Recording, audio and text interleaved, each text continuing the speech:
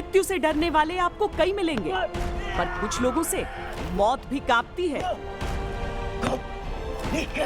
बुज़दिल होने से या बुज़दिली दिखाने से अच्छा मैं मर जाना पसंद करूंगा। यानी कि कभी भी डर कर पीछे हटना नहीं सीखा। मुन्ने डर बिल्कुल सामने चलता रहता है और बिल्कुल अपना जो टारगेट है उसको कैप्चर करता है। हार से डरने वाले आपको कई मिलेंगे, लेकिन कुछ लोग ऐसे हैं जिनसे हार भी कतराती है। आप आखिरी गोली तक लड़ेंगे। अगर आपकी गोलियां खत्म हो गई हैं तो आप हाथ पांव से लड़ेंगे। अगर आपके हाथ पांव टूट गए हैं तो आप अपने भूत से लड़ेंगे। मरने के बाद भी लड़ाई चलती रहेगी। लड़ाई में कोई सेकंड नहीं आ सकता, या तो जीते या तो मरते हैं। तो it is either the enemy और मी। डर से डरने वाले आपको कई मिलेंगे, लेकिन आज हम आपको मिलवाएंगे उनसे जिनसे डर भी खौफ खाता है।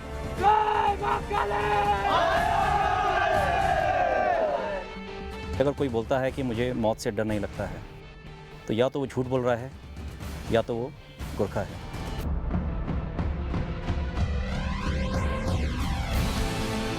Command and control of physical fitness और हुक्म का पालन ये बहुत ही अच्छी तरीके से निभाना है। जितने ही विनम्र होते हैं ये उतने ही फिरोशियस होते हैं, उतने खतरनाक होते हैं। हमारा वॉर क्राई है जय माँ काली आयोग गोरकाली। जब हम इसको जोर से बोलते हैं जय माँ काली आयोग गोरकाली, हर एक व्यक्ति में इतना खून दौड़ता है। Gurkhas are the finest troops in the world. पूरी दुनिया में ऐसा कोई रेजिमेंट नहीं है जो गोरखा का जो टक्कर ले सके। मेंटली बहुत टफ है, कैसी भी सिचुएशन में उनको डाल दें वो उस सिचुएशन को ओवरकम करके हमेशा आगे बढ़ेगा।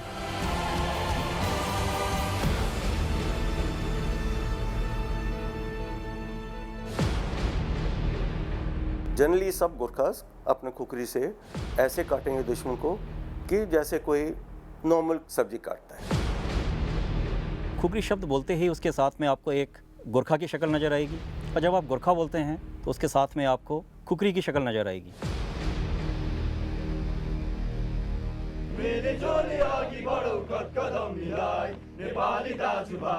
जस्तै तुफान जस्तै आओस् हामी लुरा टक्कर, हामी वीर नेपाली मान्छैन केको डर, हिमाचुली जय नेपाली छ अटल अमर, दाजुभाइ छ अटल अमर, नेपाली वीर हो, नेपाली वीर हो। नमस्कार, जय हिंद, वंदे मातरम। भारतीय वीरों की कहानियां लेकर एक बार फिर लौट आया है वंदे मातरम। 5वां साल है या 5वां सीजन है वंदे मातरम का, और इसीलिए क्योंकि भारत में कभी भी शौर्य की कहानियां खत्म नहीं हो सकती हैं। हमने आपको वो सारे युद्ध दिखाए जो भारत ने लड़े हैं। हमने आपको परमवीरों की कहानियां सुनाई, जो काउंटर टेरर ऑपरेशंस होते हैं उनकी कहानियां सुनाई। लेकिन अब हम आपको जरा उन रेजिमेंट्स के बारे में भी बताएंगे जिनका नाम तो आपने बहुत सुना होता है, लेकिन उनके बारे में बहुत ज्यादा जानते नहीं हैं। आज हम आपको बताने वाले हैं गोरखा रेजिमेंट के बारे में। आखिर क्यों ऐसा कहा जाता है ये वीरों में भी सबसे वीर माने जाते हैं? क्यों ऐसा कहा जाता है कि जो मौत से भी नहीं डरता वो है गोरखा? साहस के जितने भी शब्द गढ़े गए वो इनके सामने मायने खो देते हैं। निष्ठा के जितने भी रंग दुनिया में हैं वो इनके सामने फीके पड़ जाते हैं। हिम्मत का ऊंचा से ऊंचा पहाड़ इनके सामने बौना हो जाता है। ये ईमानदारी की मिसाल है, वफादारी का आदर्श है, बहादुरी की पराकाष्ठा है। वो रेजिमेंट के लिए कुछ भी करने के लिए तैयार है, अपनी जान तक दे देगा।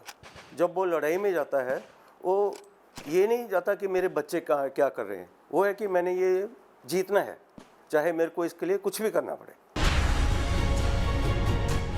यूं तो भारतीय सेना का हर रेजिमेंट, हर यूनिट, हर टुकड़ी, हर दस्ता दुनिया में सबसे निराला है, पर यह भी सच है कि हर एक रेजिमेंट की अपनी ऐसी खासियतें होती हैं जो दूसरी किसी में नहीं होती। और गोरखा रेजिमेंट की सबसे बड़ी खासियत है इनका आदर्श वाक्य, कायर हुनु भन्दा मर्नु राम्रो। मतलब गोरखा वो होता है जो मरने से नहीं डरता है। कायर होने से मरना अच्छा, यानी कि कभी भी डर कर पीछे हटना नहीं सीखा। गोरखा ने हर समय आगे बढ़ना सीखा है। वो दुश्मन को मारने से पहले अपने डर को मारते हैं। डरने से बेहतर मर जाने को मानते हैं। ये इनका संस्कार है, इनकी परंपरा है। इनकी ट्रेनिंग का पहला उद्देश्य होता है डर पर जीत हासिल करना। गुरखा ट्रूप्स के लिए कहा जाता है किसी से डरते नहीं है। आप डरते हैं किसी से? कभी डरते थे? पहले डरता था, पर अब यहाँ फौज में आने के बाद मैं इतना नहीं डरता हूँ। और जब आगे और ट्रेनिंग बढ़ती जाएगी मैं डरना छोड़ दूंगा। चाहे आप इधर के किसी भी रिक्रूट से पूछो, वो अभी फौजी नहीं है, अभी सीख रहे हैं। जैसे हमको पता है बूंद बूंद से सागर बनता है, तो अभी हम लोग अभी बूंदी है, सागर अभी बने नहीं है। जब हम सागर बन जाएंगे तब हम पक्का फौजी बन जाएंगे। तो अभी आप पूछ सकते हो किसी से भी कि वो डरते हैं कि नहीं, वो लोग बेशक वो लोग कहेंगे कि हम कभी किसी से भी नहीं डरते। सच में, क्योंकि पूरी दुनिया में ऐसा कोई रेजिमेंट नहीं है जो मतलब गोरखा का जो टक्कर ले सके। सुनने में अजीब है, असंभव भी, क्योंकि निडर होना एक बात है और निडर होने की ट्रेनिंग दिया जाना और बात। पर गुरखाओं को सचमुच इसकी ट्रेनिंग दी जाती है। गुरखा रेजिमेंट के जिन रंग रूटों से हमारा परिचय कराया जा रहा था, ये बस कुछ हफ्तों पहले दुनिया की सर्वश्रेष्ठ फौज में शामिल हुए थे। कितने साल के थे तब पहली बार सोचा था आर्मी ज्वाइन करूंगा? जब मैं इतना बोल सकता कि छोटे से मैंने देखा है कि आर्मी लोग जब भी मतलब मार्च करते हैं या फिर कहीं जाते हैं, तो बच्चे हो या फिर बूढ़े हो, उनको देख के सैल्यूट तो जरूर करते हैं। तो वो देख के मुझे मतलब वो आया, फीलिंग आया कि यहाँ इससे अच्छा जॉब, इससे अच्छा रिस्पेक्ट, इतना अच्छा पर्सनालिटी तो और कोई जॉब में नहीं है। आपकी उम्र क्या है? मेरे 19।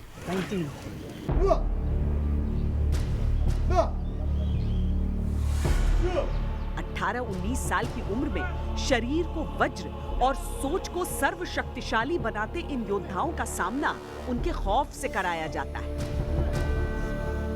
हथियार हाथ में हो तो कई लोग बहादुरी दिखा सकते हैं, लेकिन इन सैनिकों को प्रशिक्षित किया जाता है अपने हाथों को हथियार बनाने के लिए। भारत के सबसे लोकप्रिय योद्धा फील्ड मार्शल सैम मानेकशॉ ने एक दफा कहा था कि अगर कोई कहता है कि उसे डर नहीं लगता, तो या तो वो झूठ बोल रहा है या फिर वो एक गुरखा है। यहाँ पर जो गुरखा जवान है वो यही गाते हुए आगे बढ़ रहे हैं कि किस तरीके से चाहे कुछ हो जाए, डर इन्हें लगता नहीं है, वीर हैं, दुश्मन को धूल चटा ही देंगे।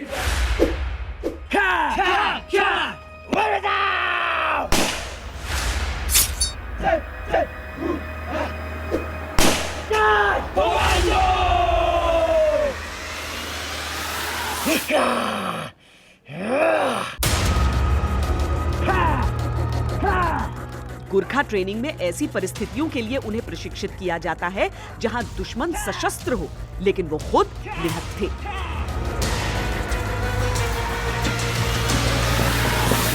बैक साइड से अगर आप अटैक करते हो, पहला कहाँ टारगेट करोगे? बैक साइड में। सबसे पहला आपका कौन सा है? सबसे ऊपर बेस ऑफ द स्कल।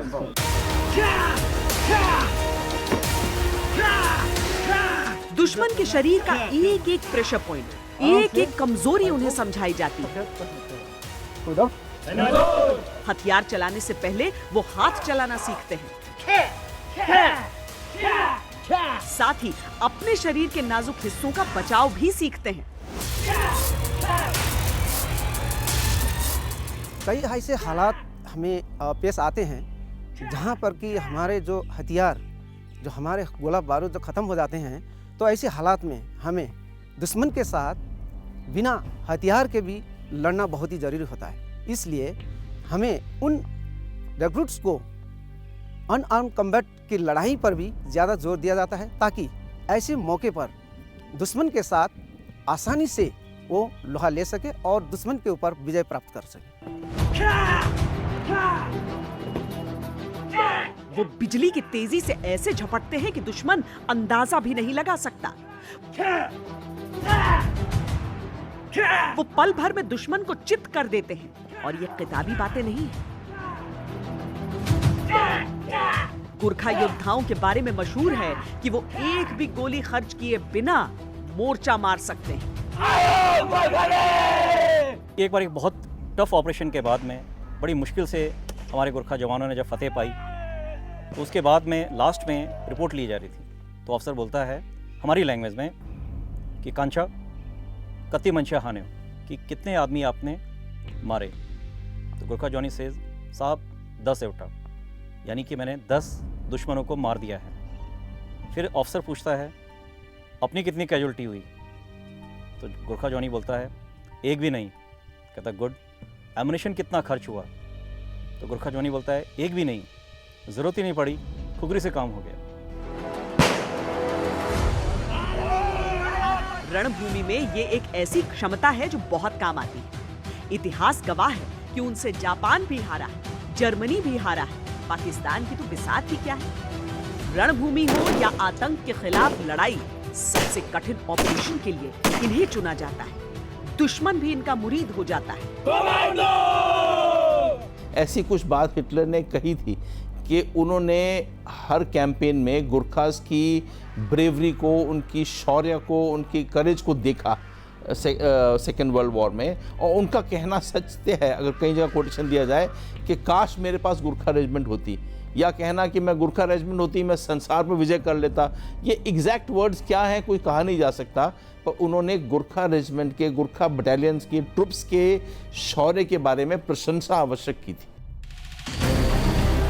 कहानी तो ये भी है कि युद्ध भूमि में गुरखा टुकड़ियों के आने की खबर भर से दुश्मन दुम दबाकर भाग जाता है।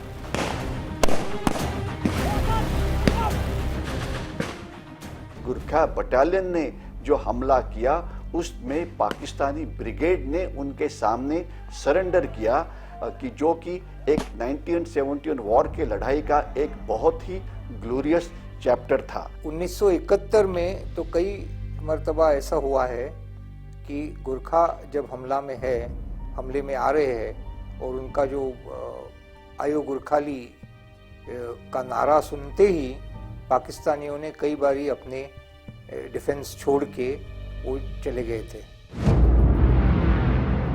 18वीं सदी की शुरुआत में ईस्ट इंडिया कंपनी भारतीय उपमहाद्वीप में अपने पांव पसारने में लगी हुई थी। इस कारण नेपाल से उसके टकराव की स्थिति बार बार बनती थी। नेपाल अपने गुरखा सैनिकों के साथ खुद भी विस्तार में लगा हुआ था। 1767 में अंग्रेजों ने अपने 2500 सैनिक उन्हें रोकने के लिए भेजे, लेकिन कठिन इलाका, बीमारियों और गुरखाओं से मुकाबले में सारे के सारे अंग्रेज अपनी जान गंवा बैठे।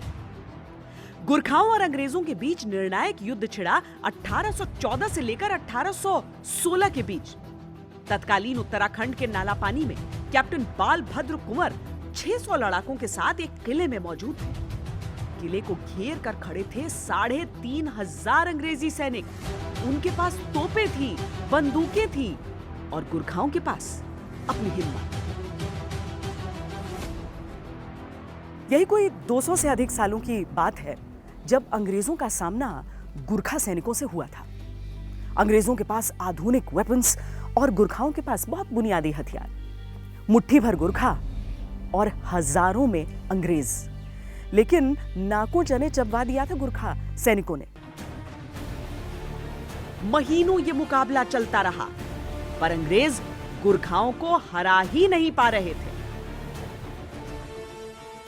सन 1814-1815 के दौरान ब्रिटिश ईस्ट इंडिया कंपनी और गुरखा सेना के बीच में एंग्लो गुरखा वॉर लड़ी गई थी। इसी लड़ाई के दौरान जो फाइनल बैटल था वो बिलासपुर डिस्ट्रिक्ट में एक जगह है मौलान, उसके मौलान फोर्ट में लड़ा गया था। जनरल अमर सिंह थापा के साथ जब भिड़ंत हुई तो जनरल अमर सिंह थापा ने एक छोटे से फोर्ट में कुछ हैंडफुल जवानों के साथ बहुत तगड़ा लड़ाई की।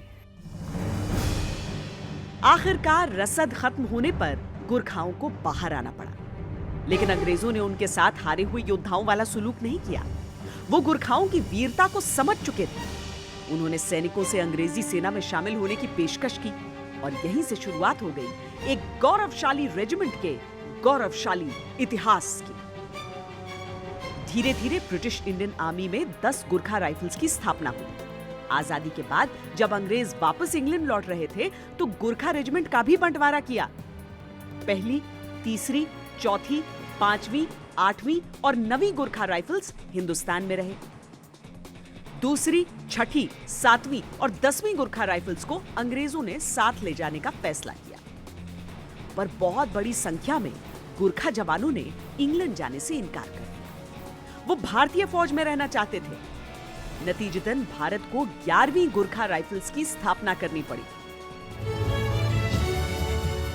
इस बंटवारे के लिए भारत, इंग्लैंड और नेपाल के बीच बाकायदा एक त्रिपक्षीय समझौता किया गया ताकि गोरखा हितों को सुनिश्चित किया जा सके। इसमें इसका खास ख्याल रखा गया कि सांस्कृतिक और धार्मिक भावनाओं को हमेशा सर्वोपरि रखा जाएगा। यही वजह है कि गोरखाओं के युद्ध घोष में आज भी महाकाली की वंदना शामिल है। जय मां काली! जय मां काली! मतलब माता की जय, महाकाली की जय, और मैं गुरखा हूँ, मैं गुरखा सोल्जर आ गया हूँ आपके ऊपर। अगर आप देखा जाए तो काली की, दुर्गा की, शक्ति की बहुत वंदना होती है, बहुत पूजा होती है, और शिव को बहुत मानते हैं। जैसे आप जानते हैं पशुपतिनाथ बहुत बड़ा मंदिर है।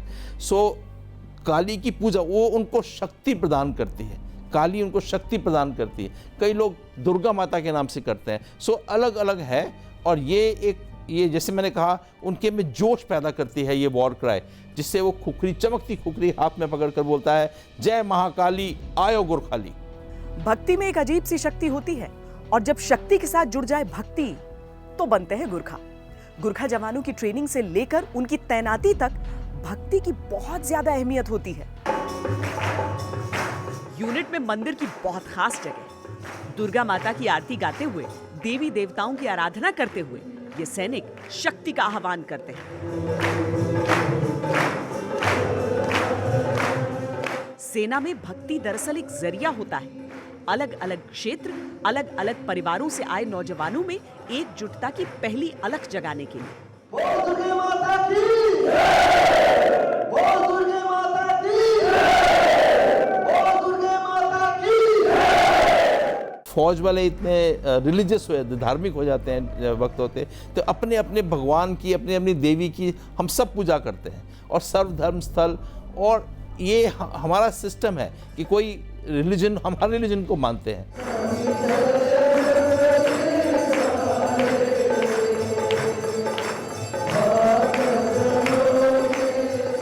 भारत, इंग्लैंड और नेपाल के बीच हुए समझौते में भी इस बात को स्पष्ट तौर पर कहा गया था कि जवानों की आस्था का ध्यान रखा जाए, और आज भी पूरी निष्ठा से उस परंपरा का पालन किया जाता है।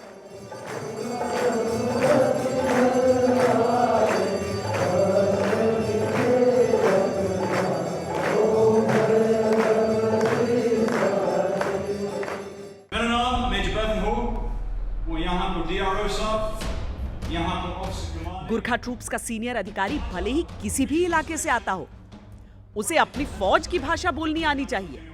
बाकी तो छोड़िए, अंग्रेज अफसर भी फर्राटे से गोरखाली बोलते हैं। फ्री को मतलब van यहाँ आउँछ अनि 1 पैसा चलाउनु पर्दैन, 1 पैसा हामीलाई दिनु पर्दैन। यहाँको सिलेक्सन फ्री छ। गर्व महसूस करने की मेरे लिए बहुत फ़ख्र की बात है, बल्कि क्योंकि मैं अपने जवानों से अच्छी तरह खुद आराम से इंटरैक्ट कर सकता हूँ, क्योंकि हमारी भाषा सेम है। जैसे कि बाहर से ऑफिसर्स आते हैं, इनकी ट्रेनिंग कराई जाती है इस लैंग्वेज कोर्स में, तो जब मेरे को उनके बारे में पता है, हमारा रहना सहना हमारा बचपन से वैसे ही सेम रहा है, तो उनको समझना उतना ही आसान रहता है, और उनको कमांड करना और भी ज़्यादा आसान। बोल दुर्गा माता की जय! जय! जय! अपने जीवन में कई बार हम परंपराओं का मतलब और उनकी अहमियत भूल जाते हैं, लेकिन एकता का जो सबक इसमें है वो अनुकरण करने वाला है। भारत माता की जय! जय! जय! जय मां काली! इसी युद्ध घोष के साथ कभी कैप्टन मनोज पांडे ने दुश्मनों के पांव उखाड़े थे। इसी युद्ध घोष के साथ कभी कैप्टन सलारिया ने शहादत दी थी। इसी युद्ध घोष के साथ मेजर धन सिंह थापा ने 1962 की लड़ाई में हिंदुस्तानी शौर्य से चीनियों का परिचय करवाया था। इसी युद्ध घोष को सुनकर अच्छे अच्छों के प्राण पखेरु उड़ जाते हैं। गोरखा जवानों की जो वीरता है वो आज की बात नहीं है, बल्कि सदियों पुरानी है। और यहाँ पर भी जो ये वॉर मेमोरियल है, इस पर भी अगर आप देखेंगे तो 1878 से लेकर, और ये लगातार है, अंतहीन है, क्योंकि जब भी कहीं जरूरत होती है, गोरखाओं से जरूर कहा जाता है कि आपकी तैनाती यहाँ पर रहे, क्योंकि बाकी ट्रेनिंग के साथ साथ जिस तरह की मेंटल ट्रेनिंग यहाँ पर दी जाती है, वही कारण है कि परमवीर चक्र कैप्टन सलारिया हो या फिर मनोज पांडे हो, एक के बाद एक जो प्रेरणा के स्रोत हैं वो यहाँ से निकलते ही रहते हैं। जब दूसरे विश्व युद्ध में दुश्मन के क्षेत्र में जाकर आक्रमण करने की जरूरत पड़ी तो गुरखा जवानों के साथ ही चिन्नित्स यूनिट को तैयार किया गया था।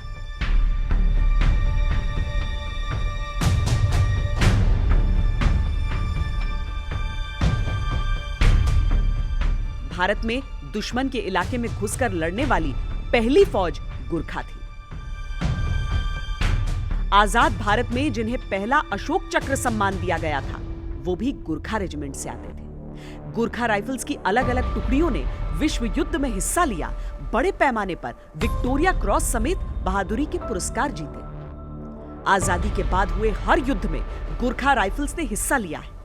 1971 के युद्ध के दौरान सिलहट की लड़ाई में गुरखा वो पहले भारतीय योद्धा बने जिन्होंने एक हेलीबॉर्न अटैक को अंजाम दिया, यानी हेलीकॉप्टर की सवारी करते हुए युद्ध किया। भारत से सरहदों की नजदीकी और संस्कारों का साझा इतिहास गुरखा रेजिमेंट में स्पष्ट झलकता है। एक समय पर नेपाल के जवान थे, अब भारत के पहाड़ी इलाकों के गुरखा जवान भी आते हैं। इसमें उत्तराखंड से लेकर पूर्वोत्तर तक के नौजवान शामिल हैं। गोरखा सोल्जर जो है एक पहाड़ी रहने वाले पहाड़ के हाईलैंडर्स हैं, पहाड़ में रहते हैं और उनकी लाइफ काफ़ी स्टडी होती है, काफ़ी कठिन होती है और उसी कारण उनका बनावट जो है वो काफ़ी सुदृढ़ होता है, कठोर होता है। और जैसे कि आप जानते हैं सर्वाइवल ऑफ द फिटेस्ट, तो गोरखा सोल्जर हर किसी कंडीशन में अपने आप को ढाल देता है और हर किसी कंडीशन में अपने आप पर काबू रखते हुए दुश्मन पर विजय पा लेता है।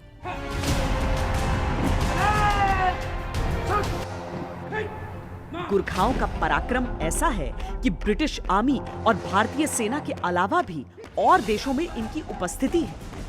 ब्रुनेई के सुल्तान के पास खास गुरखा रिजर्व यूनिट है, तो सिंगापुर के पास है अपना गुरखा कंटिंजेंट। लेकिन भारत में गुरखा रेजिमेंट की वीरता का दुनिया में कोई सानी नहीं।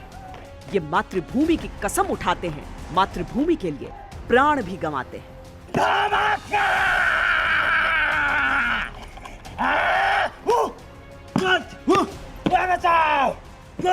गोरखा में एक सबसे इम्पोर्टेंट चीज़ है कि वो सबसे बड़े साहसी होते हैं। उनको आप कोई भी मिशन दीजिए, कोई भी टास्क दीजिए और 100% वो इस टास्क को पूरा करेगा।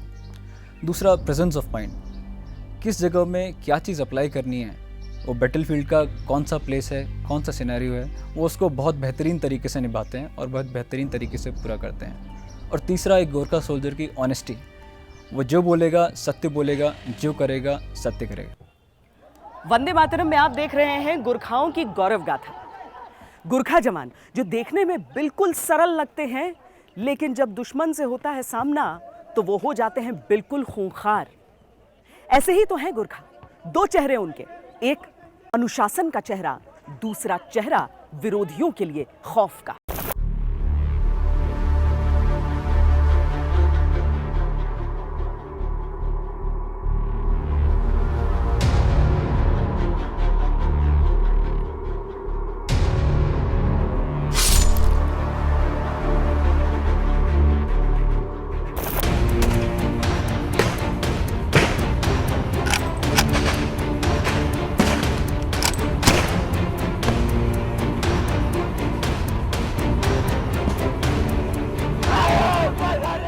चाहे आतंक निरोधी ऑपरेशन हो या दुनिया के किसी कोने में लड़ा जा रहा युद्ध, गुरखा का नाम सुनकर ही दुश्मन आधी जंग हार जाता है।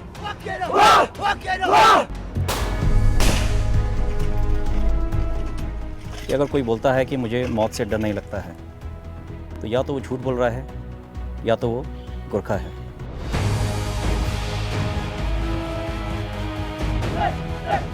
हम चाहे काउंटरजेंसी इलाका हो, चाहे गुथम गुथम का लड़ाई हो, उसमें गोरखा ट्रूप्स अपने ईमानदार और वफादारी के साथ लड़ाई लड़ा जाता है।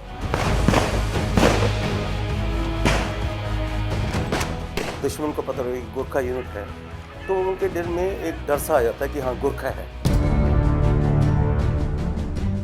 गुरखा ट्रूप्स की कई अनूठी चीजें हमने आपको दिखाई हैं। अब देखिए उनका वो शस्त्र जो उनके सम्मान का प्रतीक है।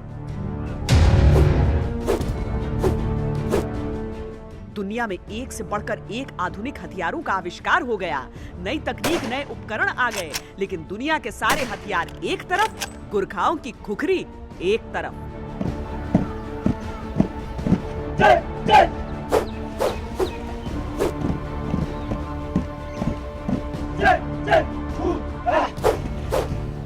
कहते हैं गुरखा की खुखरी रणभूमि में अगर एक बार मयान से निकल जाए तो बिना दुश्मन का खून पिए वापस नहीं रखी जाती। हमारी गोरखा सोल्जर को मानना है कि लड़ाई के मैदान में जब खुखरी एक बार निकलने के बाद दुश्मन की खून से रंगने के बाद ही वापस रखा जाता है। जनरली सब गोरखास अपने खुखरी से ऐसे काटेंगे दुश्मन को कि जैसे कोई नॉर्मल कोई भी चीज़ सब्जी काटता है। It's a part of their habit. Gurkha अपनी खुखरी को अपने सम्मान से जोड़कर देखते हैं, उसे अपनी इज्जत जितना बेदाग और चमकदार बनाकर रखते हैं, अपनी वफादारी और अपनी हिम्मत जितना धारदार बनाकर रखते हैं।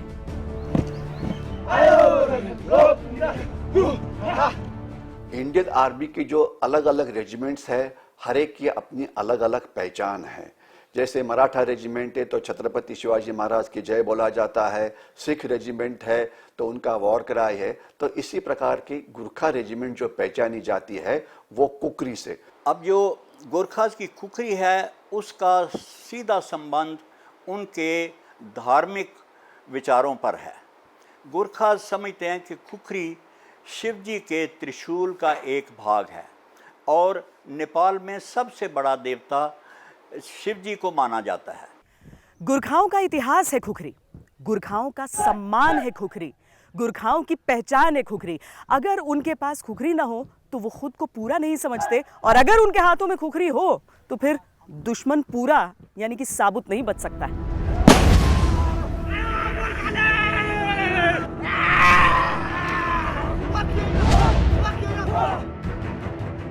मयान से निकली खुखरी देखकर दुश्मन का कलेजा कांप जाता है। आइए हम आपको समझाते हैं खुखरी दुश्मनों के लिए इतनी खौफनाक क्यों है। देखने में कभी कटार कभी तलवार जैसी, लेकिन बारीकी से देखिए तो बहुत दिलचस्प। खुखरी की लंबाई अलग अलग हो सकती है, लेकिन इसका ढांचा कमोवेश एक जैसा ही होता है।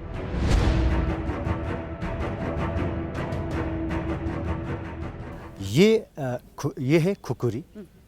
ये गोरखा सोल्जर का जाती हथियार है और इसका कुछ पार्ट्स हैं, जैसे कि ये लकड़ी वाले पार्ट्स जो पकड़ते हैं, जिसको बनेर कहते हैं। अच्छा। जो खुखरी रखा जाता है जिसको डाब कहते हैं। अच्छा, ये क्यों है? एक बार निकालिए ये पार्ट। ये पार्ट इसलिए है कि जब हम दुश्मन को ऊपर वार करेंगे उस समय कटने के बाद खून नीचे की ओर बहता है। अच्छा। उस दौरान खून बाहर निकल जाए ताकि हाथ में ना मतलब आए। यहाँ से ड्रॉप कर जाए। जी जी। हाथ में अगर आ गया खून तो? हाथ में खून आने पर उससे एक प्रकार की चिकनापन आ जाता है। अच्छा, स्लिपरी हो जाएगा। जी जी। खुखरी के साथ ही दो छोटे छोटे चाकू आपको और नजर आएंगे। इनका नाम है चकमक। ये मुख्य तौर पर खुखरी को धार देने के लिए इस्तेमाल किए जाते हैं। तो ये दो क्यों हैं? इसके अलावा लड़ाई के मैदान में हम दोनों चकमक को आपस में रगड़कर आग को पैदा कर सकते हैं। अच्छा, मतलब आग पैदा हो जाता है दोनों को घिसने से? इस प्रकार से घिसने से आग पैदा होता है। हर गुरखा सैनिक को दो तरह की खुखरी दी जाती है। एक हथियार के तौर पर प्रयोग वाली, दूसरी सेरेमोनियल यानी समारोह में इस्तेमाल वाली। लेकिन ये एक मल्टीपर्पज हथियार है जो हर मुश्किल में काम आती है।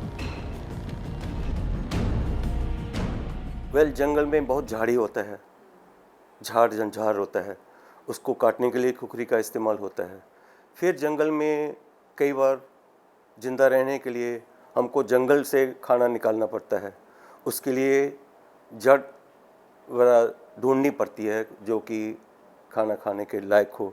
अगर आप रात को कहीं पे रुकना चाहते हैं, अगर आपको शेल्टर बनाना है तो उसका हम कुकरी का इस्तेमाल करते हुए जो पेड़ की टहनियाँ है वो काट के हमारा नाइट शेल्टर बना सकते हैं।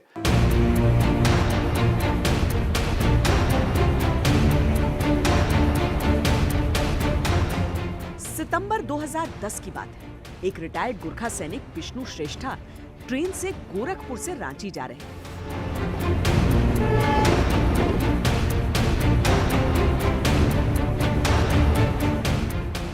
करीब 40 डकैतों ने उस ट्रेन पर धावा बोल दिया।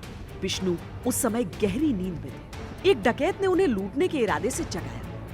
आँख खुलते ही विष्णु ने देखा कि नीचे की बर्थ पर एक 18 साल की लड़की से डकैत बदतमीजी कर रहे हैं। तो जब ये विष्णु ने ये देखा तो उसका सोल्जरली स्पिरिट फिर जागृत हुआ और उसने सोचा कि अगर मैं एक सोल्जर हूं, मेरे सामने मेरे एक देश की लड़की की जो इज्जत है, इसके ऊपर कोई घाला कैसे डाल सकता है। विष्णु ने अपनी खुखरी निकाली और ताबड़तोड़ चलाना शुरू कर दिया। वैसे तो विष्णु फौज से रिटायर हो चुके थे, लेकिन एक गोरखा सोल्जर की तरह वो अपनी खुखरी हमेशा अपने साथ रखा करते थे। 3 डकैतों पर खुखरी चलते ही वो गिर गए और डकैतों के पास तो बंदूकें थी। उन्होंने विष्णु पर गोली दागनी शुरू कर दी। लेकिन डाकुओं की संख्या ज्यादा थी तो उसने डाकुओं ने उनको ओवरपावर करने की कोशिश की। उसकी कुकरी उससे छीन ली और उसी कुकरी के साथ उसके ऊपर मारा गया, जिससे उसका बहुत ही खून जाने लगा। लेकिन तब तक वो ट्रेन आगे पहुंच रही थी तो बाकी के डाकू वहां से भाग के चले गए। तो एक सोल्जर अगर देशभक्त है, अगर ब्रेव है, तो कैसे काम कर सकता है, ये नजर आ गया। बल्कि उस ट्रेन में बहुत सारे पैसेंजर्स थे, लेकिन किसके अंदर भी ये लड़ने की हिम्मत नहीं थी।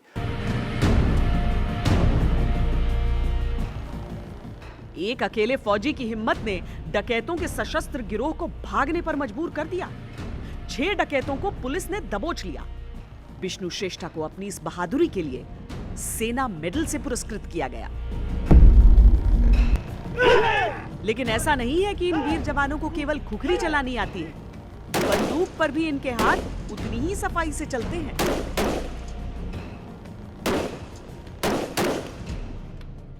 जब असली परिस्थितियों में मुकाबला होता है दुश्मन से, तब आप किसी फायरिंग रेंज पर बैठकर गोलियां नहीं चला रहे होते हैं। वहां पर जंगल भी होता है, जैसा यहाँ पर है, चट्टानें होती हैं, नाले होते हैं, नदियां होती हैं, और आपको पता नहीं होता कि कहाँ किस चीज़ की आड़ लेकर आप पर निशाना साधा जा रहा हो। दरअसल जो गोरखा योद्धा हैं वो युद्ध की स्थिति के लिए भी बहुत अच्छी तरीके से ट्रेन किए जाते हैं और counter insurgency, counter terror operations के लिए भी उन्हें परफेक्ट ट्रेनिंग दी जाती है। और उसी क्रम में अहम है ये फायर एंड मूव।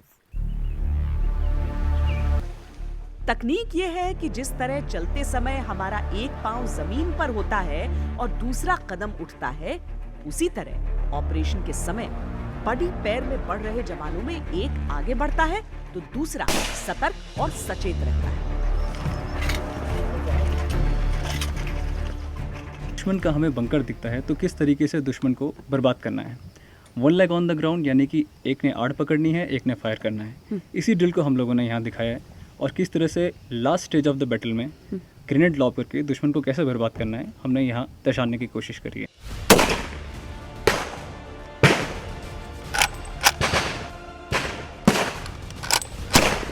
आगे बढ़ते हुए फायरिंग करना आसान नहीं होता और अर्जुन की परंपरा वाले देश में सेना के जवानों की निशानेबाजी दुनिया में सबको अचंभित करती है।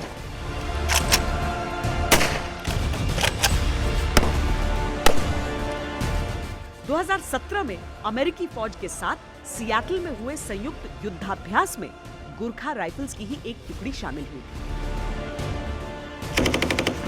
वहां जब निशानेबाजी का अभ्यास चला तो अमेरिकी अफसर भारतीय सैनिकों के निशाने से हैरान रह गए।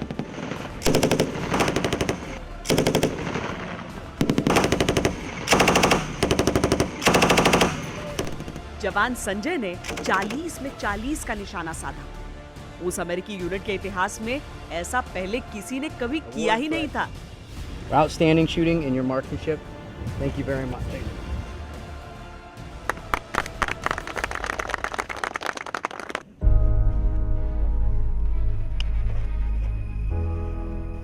हथियार हाथ में हो तो सटीक, निहत्थे हो तो भी दुश्मन का काम। ऐसे होते हैं भारतीय फौज के गोरखा सैनिक।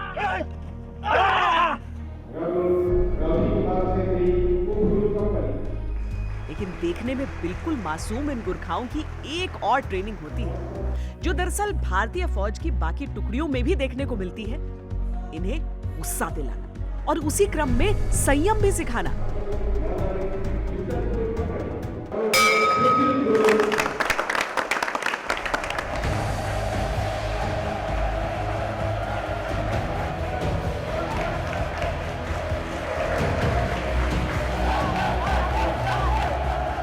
ये मुक्केबाजी का मुकाबला प्रशिक्षित बॉक्सर्स के बीच नहीं लड़ा जा रहा।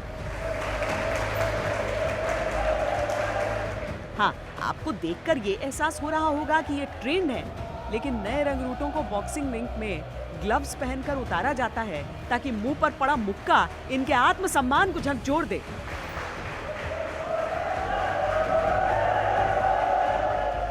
इनके गुस्से को जगा दे।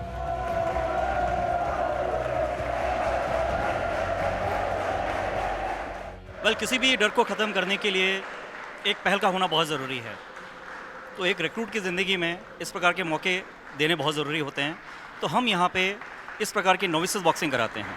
इस नोविसेस बॉक्सिंग का मेन मकसद ये है कि मेंटली वो स्ट्रांग हो, फिज़िकली उसको अपनी काबिलियत के बारे में पता चले, साथ ही जो डर जो आप बोल रहे हैं वो डर ख़त्म हो, क्योंकि हाथ किसी के ऊपर उठाना उसके लिए बहुत दिल चाहिए। कई लोगों को इस प्रकार का मौका अपनी ज़िंदगी में नहीं मिलता है। तो यहाँ पे उस डर को ख़त्म किया जाता है, उस प्रकार की एक ऑफेंसिव स्पिरिट को इसके अंदर पैदा किया जाता है।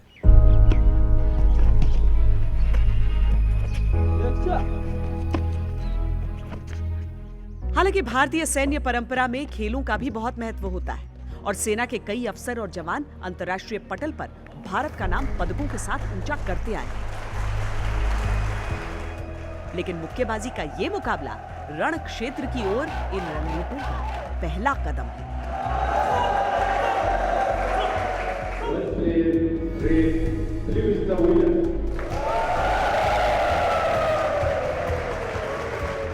भारतीय सेना में ऐसे ही सरल लेकिन बेहद प्रभावशाली ट्रेनिंग तकनीक का शानदार इस्तेमाल होता है।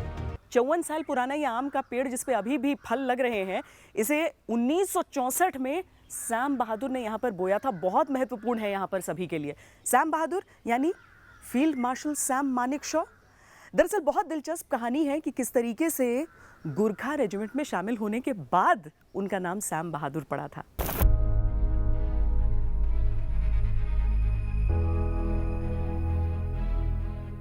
हिंदुस्तान के सबसे महान सैनिक, भारतीय सेना के सबसे लोकप्रिय जनरल सैम बहादुर यानी फील्ड मार्शल सैम मानेकशॉ।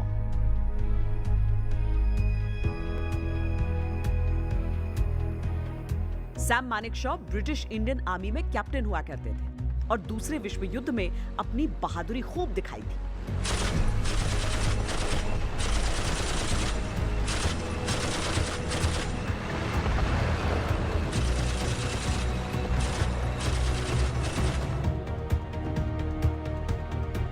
जब हिंदुस्तान को आजादी मिली, सैम मानेकशॉ गोरखा रेजिमेंट में शामिल हुए और वहीं उन्हें मिला उनका नया नाम।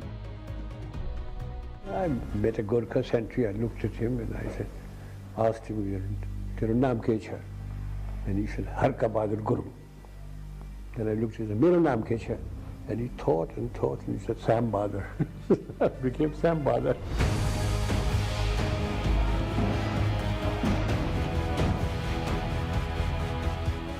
यूं तो फील्ड मार्शल सैम मानेकशॉ समूचे हिंदुस्तान के नायक हैं, लेकिन गोरखा सोल्जर्स उनकी कही हर एक बात को प्रेरणा के तौर पर याद रखते हैं। जिस तरह से नाम कमाया वो एक मिसाल बन के रह गया। ये बहुत कम लोगों का सौभाग्य होता है कि जिनको सैनिक पूरा आदर दे।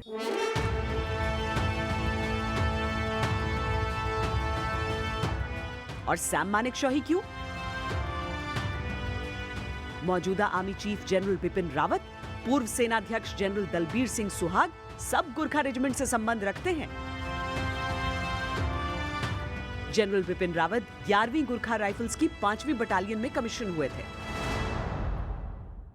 जब मैंने सेना अध्यक्ष का भार संभाला था तो उस वक्त मैंने कहा था मेरा सर्वश्रेष्ठ जो टास्क रहेगा वो ये रहेगा कि सेना का जो नाम है, सेना का जो मनोबल है वो एकदम उच्च स्तर पर रहे और मेरे ख्याल में हम इसे काबिल करने में हासिल हुए हैं।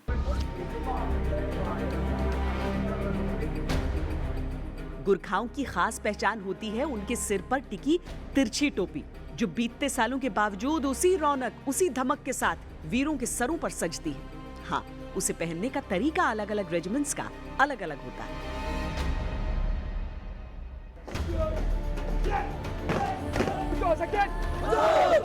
लेकिन बारीक फर्क के साथ भी हर गोरखा जवान और अफसर उस सर्वोच्च परंपरा का सर्वश्रेष्ठ प्रतीक है जहां देश ही होता है सबसे पहले।